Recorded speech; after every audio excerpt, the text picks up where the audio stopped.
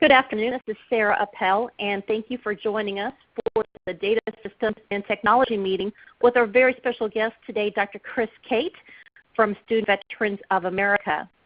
Again, my name is Sarah Appel, and I'm the Multi-State Collaborative on Military Credit Manager at Midwestern Higher Education Compact. Just a couple of housekeeping rules. If you have questions, please submit them through the chat feature, and follow-up will be done as necessary. We've got some great moderators today. With us are the co-chairs of the Data Technology and Systems Work Group. We have Kevin Sosa, who is the Associate Director of Technology, Articulation, and Transfer Network at the Ohio Department of Higher Education. And with us also is Terry Lambert, who is the Director of Transfer Indiana at the Indiana Commission for Higher Education. So, Kevin, Terry, take it away. Thank you so much, Sarah, and good afternoon again, everyone. Thank you for taking time out of your busy schedules to view our webinar. Today we have the pleasure of having Dr. Chris Cate, who is the Vice President of Research at the Student Veterans of America. He's been there since September of 2012, serving in that role. Prior to that, Dr. Cate served as the Associate Director for Center of Advanced Studies of Individual Differences at the University of California at Santa Barbara. He also got a Master of Arts degree there in Research Methodology and a doctorate in Special Education, Disability, and Risk Studies. So thank you all so much, and Dr. Cate, go ahead and take it away.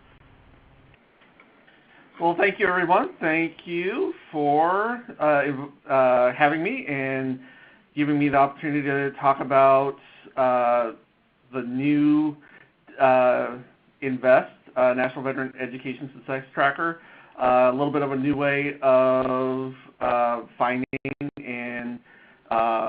out student veterans post-secondary completion rates and persistence rates and some other academic measures. Some of this will be reviewed for some. Others, this will be brand new. So, and there'll be new stuff towards the end for all. So it should be a good, hopefully good, presentation for all. And without any more preamble, I'll get started. So for those that know, I usually start off these presentations with homage to Willie Gillis, Jr. He is a Norman Rockwell character who he developed in the World War II era as sort of the symbol of the GI at the time. So the slide you see here is from left to right, him peeling potatoes, doing KP duty, but reading about his hometown news. Then you have him going off to the front line, the middle picture, and then the last one is him returning home and reintegrating into his community at church. So that's kind of the three phases. The reason why I like to start off with Willie Gillis, Jr. For these presentations, because it's where Rockwell decided to end the story of Gillis, and that is at school. As one of the World War II era GI Bill recipients, you can see the helmet up on the top. If you look really close to the left, you see his discharge orders above his stripes, and him in his dorm room studying at college.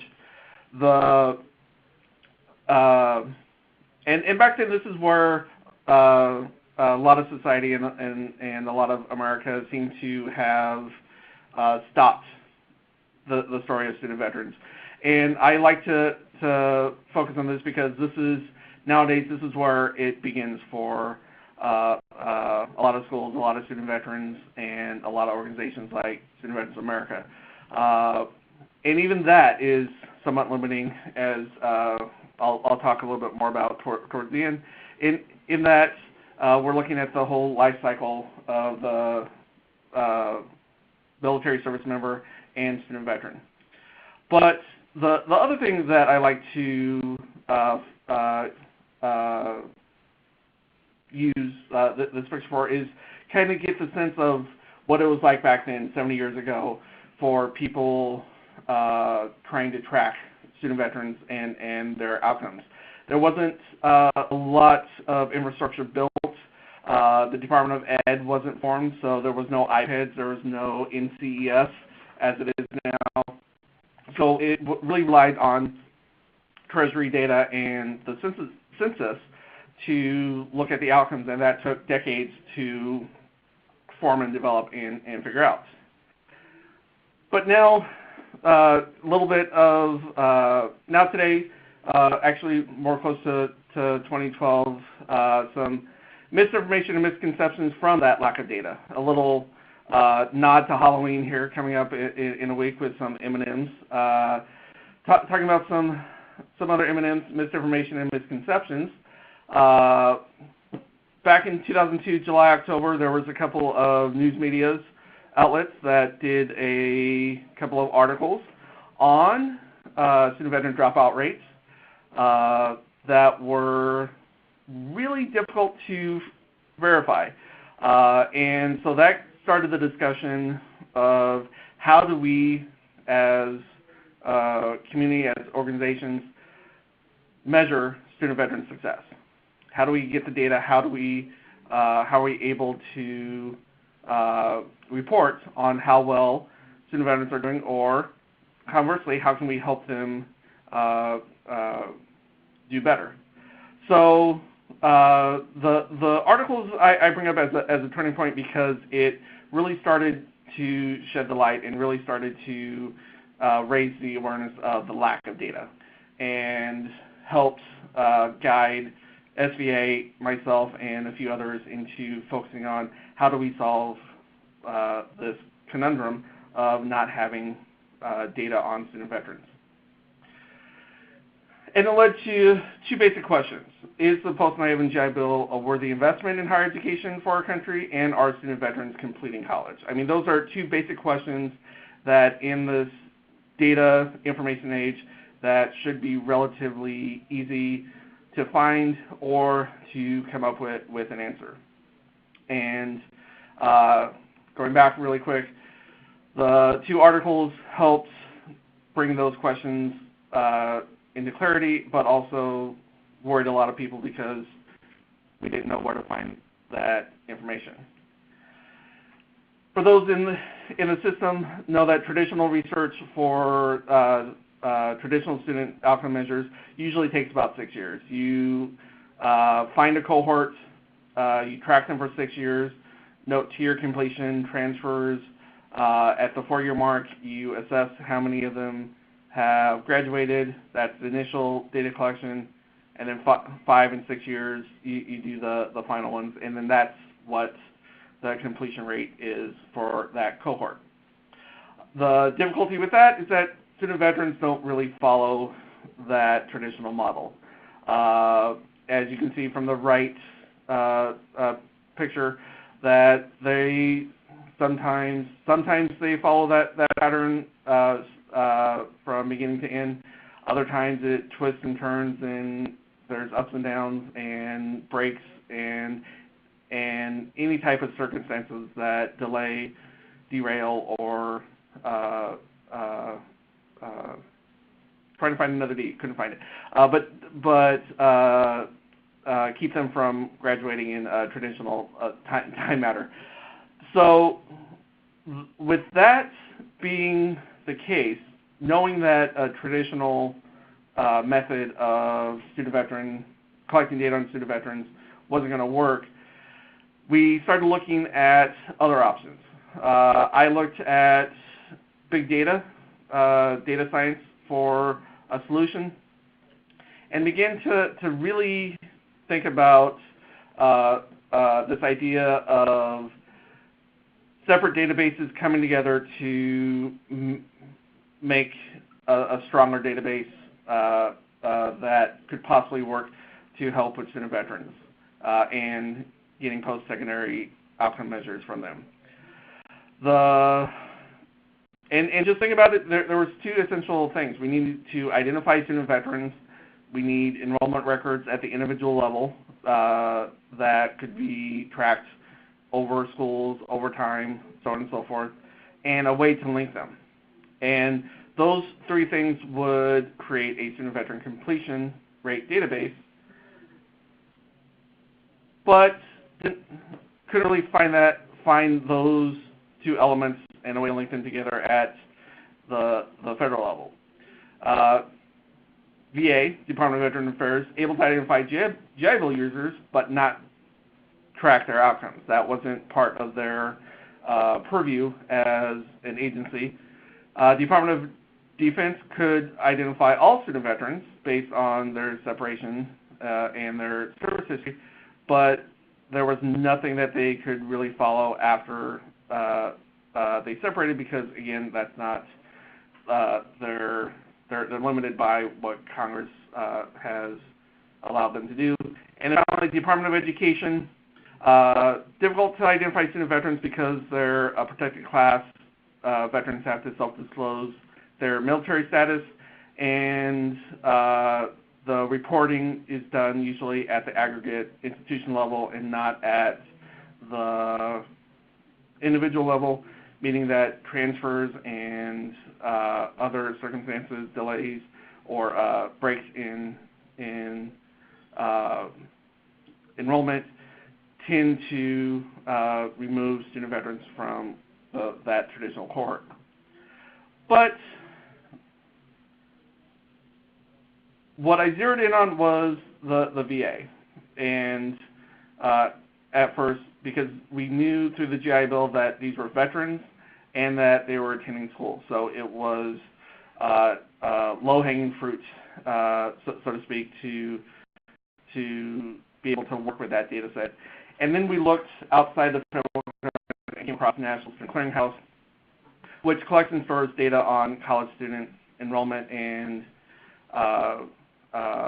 graduation at the individual level. So if they transfer schools, the clearinghouse will follow them.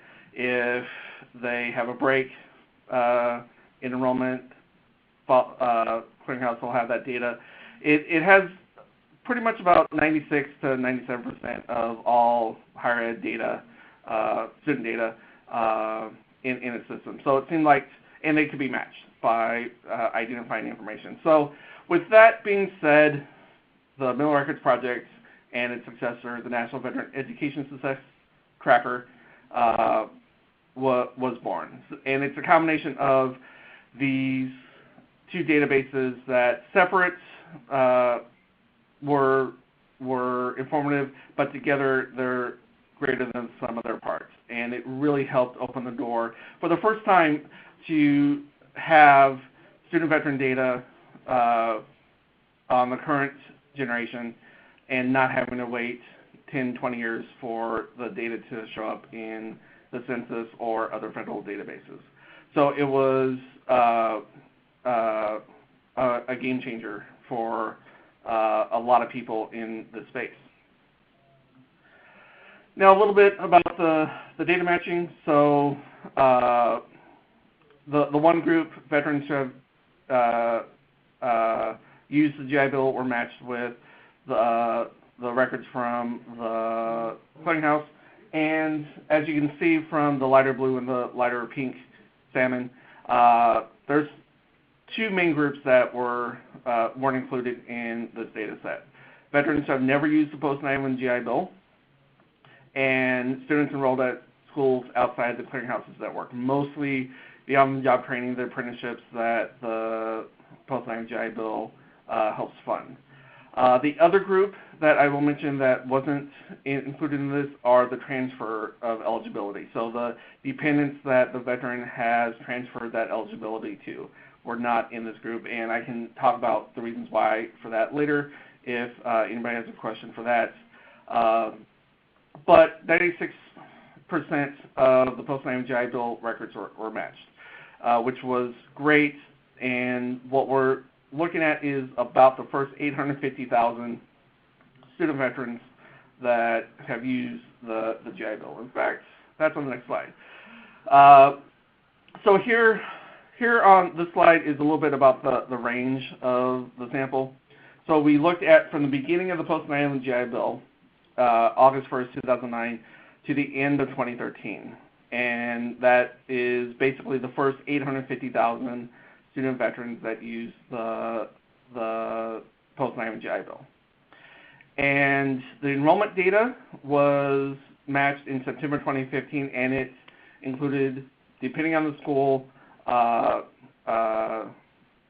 decades previously. The beginning time is a little gray just because it depends on the contract with the clearinghouse in the school and when they started uploading data. But for the most part, from 2005 on, it's pretty complete. So we had very high confidence that the data that we had was representative of the student veterans currently using the post-9/11 GI Bill. Now that's the overview. I thank you for your patience as I review how this data all came about and the focus and some of the details of the database. The first report that came out in February of this year looked at two primary questions, and we chose these questions because they were the ones that we were asked most often, and it goes back to the 2012 article and those questions that came up then. What are the post-secondary academic outcomes of student veterans who use the post-9/11 GI Bill between August 9th, 2009 through December 31st, 2013? And the second one is, in its first 6 years, what has the post-9/11 GI Bill produced in terms of degree and graduates? The first one is more focused on the individual student veteran. How are they doing in college? The second one is a little bit of a higher policy question, as is the post-9/11 GI Bill doing what it's supposed to do, which is help student veterans earn degrees and certificates. So now we'll get to the numbers. So this is what we found looking at the results, the data from the NVEST database. Success rate was 72%. So 7 out of 10, just over 7 out of 10 student veterans who used the post-9/11 GI Bill either completed a degree or were still continuing to work on a degree by September 2015. Now, the ones currently enrolled in the lighter blue, that 18%, they were counted as persisting if they were enrolled in a college between September 1st or January 1st and September 1st of 2015. So that term prior to the match, so that spring, summer term, if they were enrolled in school, they were still counted as persisting, still counted as working towards their degree. And then 20% were either had not completed a class and were not enrolled prior to January 1st, 2015. Now, for some perspective, the clearinghouse success rate was about 70% for the latest cohort when this was written, which was 2010, the 2010 cohort. So student veterans, a non-traditional student group, has similar outcomes to traditional nationwide students. When you get a little bit deeper, and it'll come up in the next report, when you look at a little bit more comparison to adult learners, there's an even more significant gap with student veterans having higher rates of completion and persisting than their adult learner counterparts. But that'll be a tease for right now, because I'll talk more about that in a little bit later and in a future report. But let's talk about the post-9/11 GI Bill now. So post-9/11 GI Bill, one of the data points that we were able to receive in NVEST that we weren't able to do for the predecessor Mill Records project was we were able to get the first issuance, the date of the first time that the student veteran was paid post-9/11 GI Bill benefits. So what this enabled us to do was take a look at their work prior to using the post-9/11 GI Bill and what they were able to do after. So this really speaks to the next question, the second question of what has the post-9/11 GI Bill been able to produce and accomplish in its first 6 years. And so if you, on the slide, each little bar, if you can think of that as a student veteran going to school with a big dark line down the center as when their first GI Bill payment. So you can kind of see that some of them, this isn't to scale, by the way, but some of them went to school on the GI Bill, some of them started before using it, and some of them had completed afterwards. So it was a great data set and enabled us to answer a lot more questions for policymakers and stakeholders than we had previously before. So these next results are student veterans' success after using the post-9/11 GI Bill. And from 2010, the first academic year after the use of the GI Bill, it was kind of low, but that's what you would expect with a new education benefit.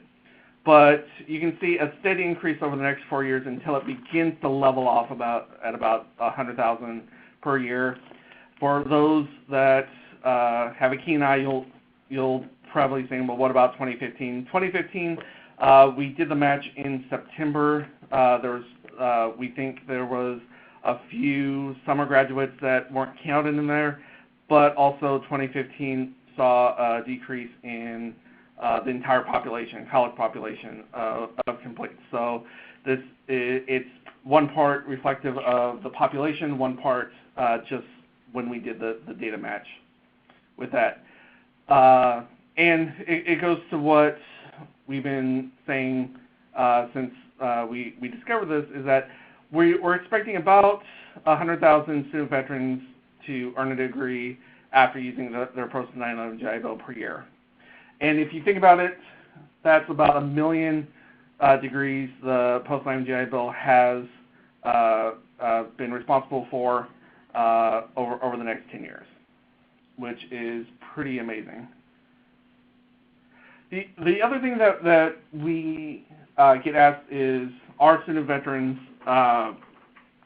working on degrees that prepare them for the civilian workforce? There's, again, myths out there that student veterans are earning worthless degrees that aren't preparing them for civilian jobs. We found that to be erroneous as well. Just over half of all student veterans earn degrees in business, STEM fields, or health professions. Business being about a quarter of it, and then science, STEM, and health professions being the other quarter of it. So these are highly marketable, high-demand fields that have a good foundation for the future and are generally recession-proof. Business, a couple of the degrees aren't as strong as the others, but for the most part, student veterans are earning degrees in areas that are high growth and high demand, which makes it good for their future. The other big question that we have is, well, what level of degrees are they getting? And because there's that myth that, oh, they're wasting their funds on certificates and associate degrees, they're not getting the higher degrees that will enable them to join the civilian workforce. Well, that's not what we found either. So out of the 400,000 degrees that student veterans earned after using the post-9/11 GI Bill, nearly half of them, 43%, were bachelor's degree. Another 20% were post-baccalaureate, so fifth-year certificate for counseling and teaching, master's, doctoral work. So only about a third are really focused on certificates or associates. And there's an addendum to that, which I'll be coming to in the next few slides. But that was all of the review. So for those that may have heard this in Chicago earlier this year, you already know that. Now we're getting into some of the newer stuff. And I will just have one small disclaimer with the results I'm going to say now.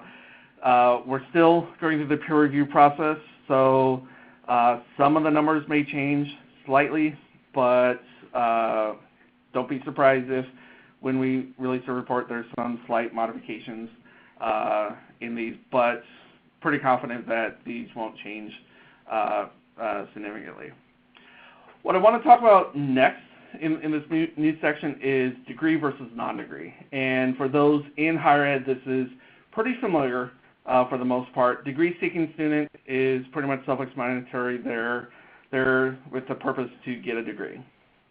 For non-degree seeking students, they're there for either personal enrichment, to take a couple of classes, update skills. Their goal is not to get a degree. Now, why is this important? Because it's important because the Department of Ed, the clearinghouse, and most everybody else will focus on degree-seeking students in their reporting. NVEST didn't. We included everybody. So even those side-by-side comparisons were handicapped just a little bit because we included non-degree seeking students as well. But what we did was for the next couple of reports is that we looked a little bit further in to those this group, and for those data nerds out there like myself that are curious about the definition, I can share that with you. It's basically based on initial enrollment, so many terms in the first year or half year, depending on if you start at a 4-year or 2-year, that you're considered a degree versus non-degree seeking student. And enrollment intensity, half-time, full-time, less than half-time as well. But this is what we found when we looked at the NVEST sample. About 20% would have been considered non-degree seeking students, so about 1 in 5. So that's pretty large chunk, especially when you filter them out. But what we also found when we looked a little bit closer was this. When we looked at the 3 areas of academic outcomes, completed, currently enrolled, and attrition, what really surprised me was non-degree seeking completed status. So of that 20%, 40%, 45% still went on to complete a degree. So during the numbers, that's about 10%. Roughly about 10% of the population who would have been considered not getting a degree when they first enrolled in college or a university ended up getting a degree. And it talks a little bit more to the idea that you can't really discount student veterans and what they're looking for. And as we begin to unpack this number, we also realize that while in the service, many service members take a class or two to get promotion points. And if they take a class here and a class there to the institution, to the field, they're not really serious about getting a degree. And at that time, they probably aren't. But once they separate, then they are interested in getting a degree. And that's when we see this, what was considered a non-degree seeking student complete their degree. And when you see those questions on forms like the FAFSA and college admissions, have you taken a degree or have you taken classes before, that's where that degree versus non-degree seeking status comes in, and you get a slightly different story from student veterans. Now the next one, as I was talking about previously,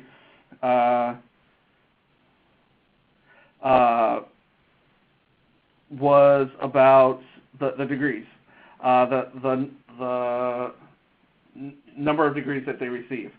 So just as student veterans, just as traditional students can go from an A to a BA to a graduate degree or BA to graduate degree, so on and so forth, so did student veterans.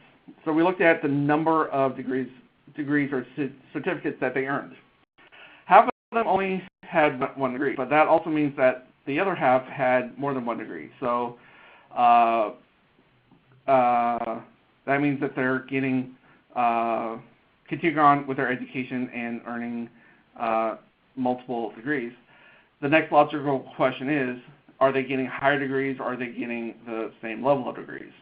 Well, that's what this slide looks at.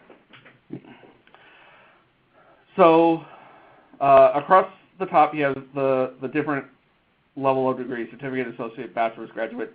That's the second or more degree. So what I could have explained this a little bit better. So if we start on the left column, the left column is their initial degree: certificate, associate's, bachelor's. That's the first degree that they earned. Now to the right are all the different levels of degrees that they could have earned beyond that. So the sample had 11.6% earning a certificate degree or multiple degrees, and 57% of that group, of that 47,000, earned multiple certificates. So these are the IT and computer science folks that are getting certificates for their job to either stay fresh or earn promotions. But 40% went from a certificate to an associate's, or certificate to bachelor's, or on a graduate. Same thing for the associates. About 190,000 student veterans in the sample. Half of them stayed with associates, but another half went to get higher degrees. Then finally, bachelor's degree, about a quarter of them went on to get advanced degrees with that. So they are, a lot of student veterans are moving on past their initial degree to earn multiple degrees. Dr. Cate, it's Kevin. I have a couple quick questions that came up in the participant feedback, and thank you so far. So one of the questions that is being asked is the GI Bill required to have them declare a program after the first term? The question is just basically asking, how are these veterans non-degree seeking if the GI Bill would require them to declare a program? Or does that mean that they started off their career as non-degree seeking? Well, let me go back to one more. This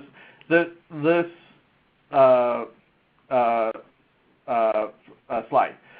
So remember that GI Bill and enrollment is independent of each other, and that there's a legacy connected to enrollment in the higher ed and in institutions. So the term non-degree seeking is when they first entrance into higher ed.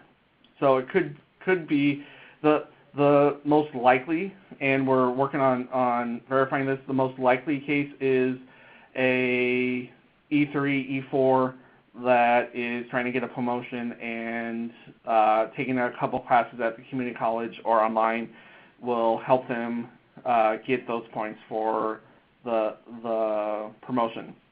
Doesn't mean that they're they may sign up for a program and say, well, I want to take classes in computer science, or I want to take a language class. So they're signing up for a program, but their enrollment, long-term enrollment, doesn't really classify as earning a degree. They're just taking classes for enrichment or for a job, and so they'd be non-degree seeking. Now, you fast forward 3, 4, 5 years, and they've separated fully from the military. They have their GI Bill benefits, and they show up on campus, but during the admissions process, they check, I've taken classes before. That usually signals that they've already started on a path, and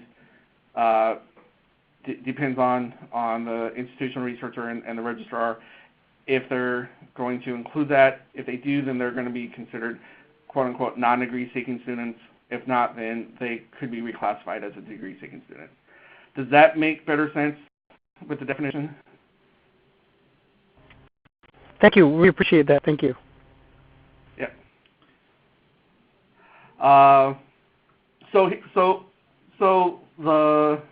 Any other questions?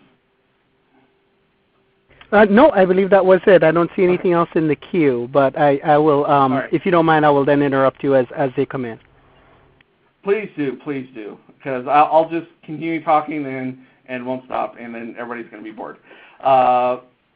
So the next area that we're looking at, so the first group of numbers was about the population as a whole. And it's great to know what, as a population, student veterans are doing, but it's difficult to take a population and compare it to an annual cohort. And so what we're doing with a future report is looking at a cohort comparison, 2009. So we use the exact same definition that the National Student Clearinghouse used in their reports, and we're able to do comparison. Really, the closest apples-to-apples comparison that we've been able to do with student veterans and the population ever. And these are a couple of the results. So we have... Dr. Cate, real quick, I have another Yeah. question that was about a previous slide. Just and thank you again. The question is, the data that showed veterans seeking post-bachelor level education but did not finish master's level, it seems low. Would there be some kind of discrepancy perhaps, or is that expected? So it's essentially asking that, the ones that seek, master's degree but didn't finish, it just seems low. So I'm going to presume, William, that this is the slide you're talking about. So what this 28% is, this one? Yeah, I'm trying to see which of them. Yeah, I think it looks like, yeah, there we go. That might be it. Or not.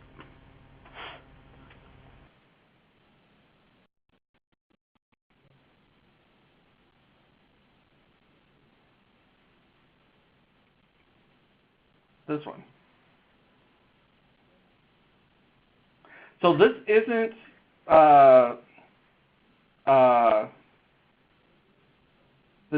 completion. This is the number of degrees that the cohort earned after using their GI Bill benefits. So these are raw numbers, not percentage. So out of all of the degrees that student veterans earned after using their GI Bill benefits, about 2% were postdoc, doctoral and postdoc. About 18% were masters, and 0.2% were the fifth-year certificates, so the teaching certificates and the counseling certificates. And then you can see the breakdown by year. Okay. Thank you for the question, Marilyn. I always forget that I switched from percentages to raw numbers in that slide and usually gloss over it. So thank you for pulling me back and asking that question.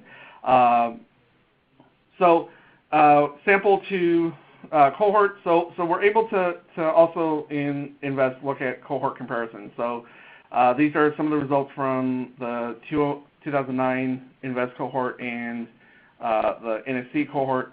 As you can see, probably no surprise to anybody that student veterans are adult learners. And the way this breaks down, traditional students are 18 to 21, 22. Delayed entry are 22 to 25, 24, and then adult learners are 25 and older. So at first entry, so no other classes before, about half, just over half are adult learners over the age of 25 when they first step onto campus. You get about another third in that 22 to 25 year range. Whereas you look at the general population, 3/4 are traditional students from 18 to 22. And that's what you would expect, and that kind of supports a lot of previous thoughts on student veterans.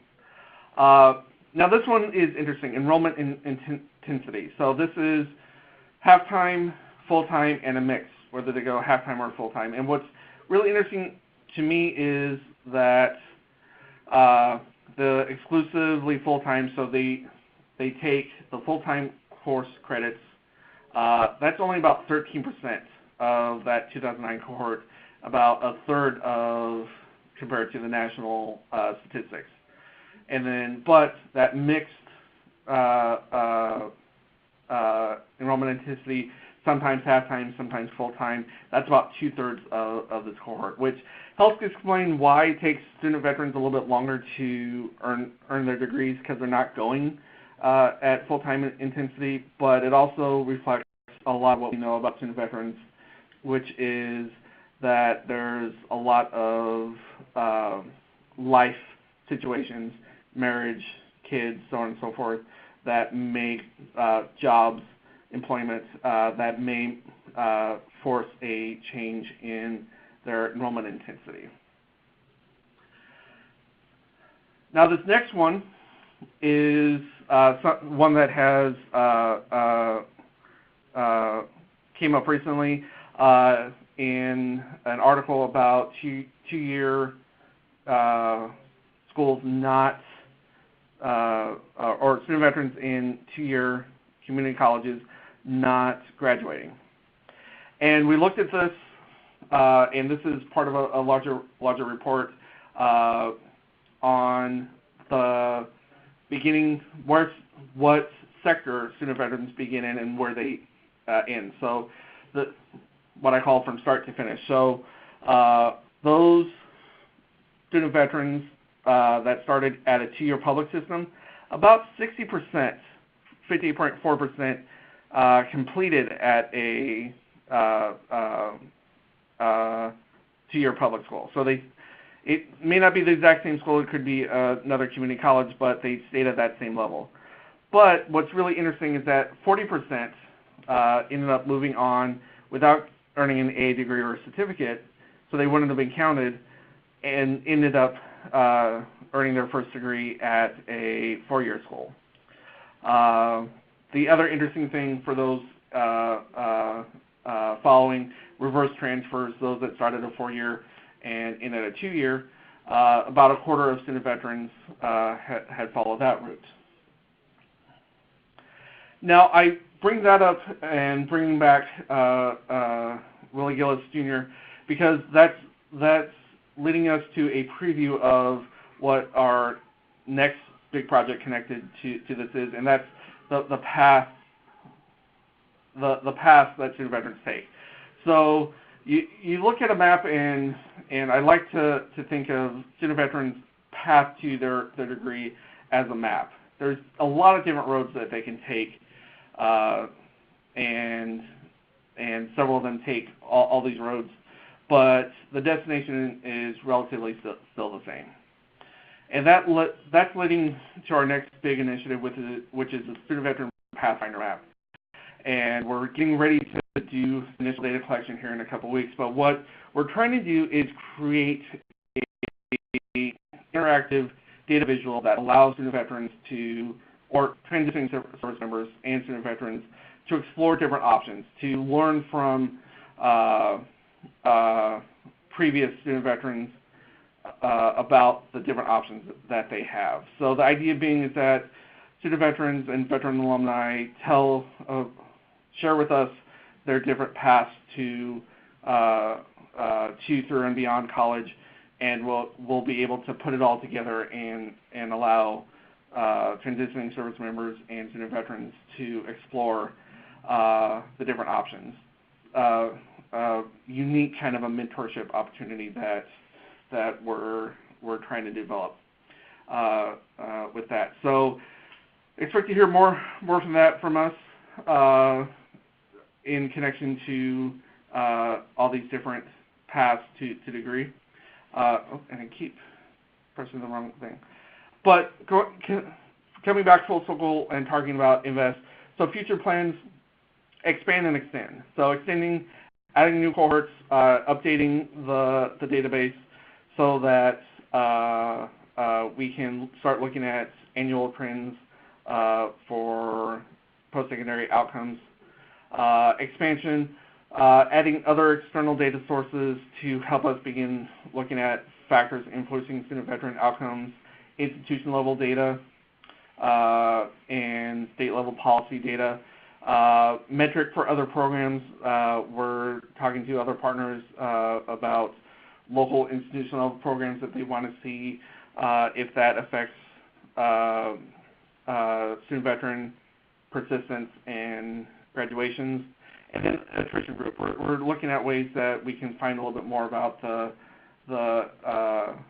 attrition group and what supports that might be more conducive to them completing.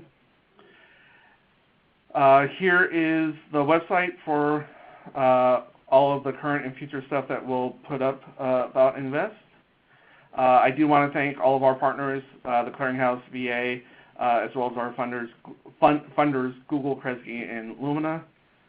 And I'll leave my contact info up and turn it back over to the group for questions. Thank you so much, Chris. And there is another question here. Any thought on breaking out the types of master's degrees awarded? There's a mention that you probably did that for the bachelor's degrees and maybe just a consideration of doing it for master's degrees. So just kind of seeing where veterans are going. Mobility, I guess. Yeah, we are looking at different ways. We're trying to make the data set a little bit more user-friendly. The difficulty is that it's a rather large data set of about 1 million different cells of data.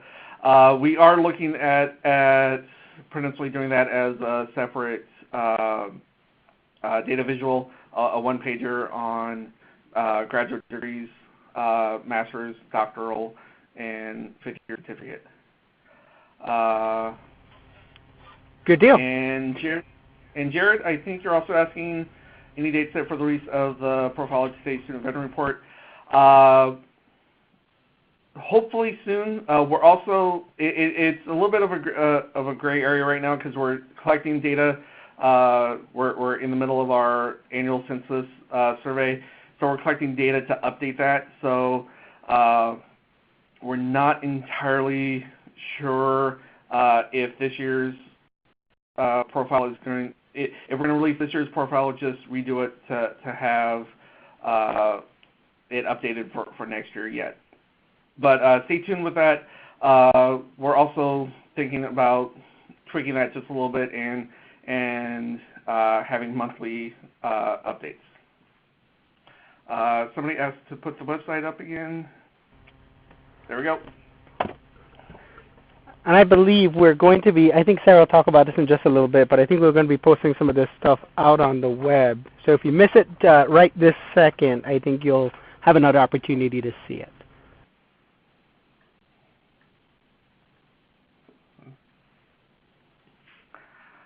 Is there any impact to data due to the College Transparency Act?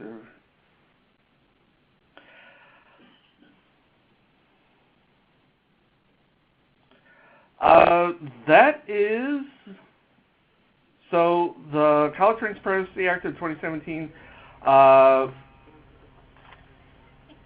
lot of the policies and procedures surrounding that is still being developed. So I think it's a little bit too early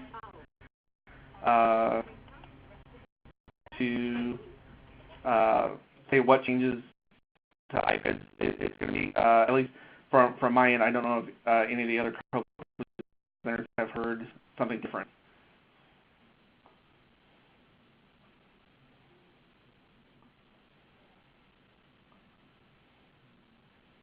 I mean, I guess the safest way to answer that is there probably will be changes to the iPad data collection system. What they are and how big of an impact remains to be seen. Right, and I'm hoping, and I think we're all hoping, honestly, that the tracking of, having the part-time, having the new survey outcome does help.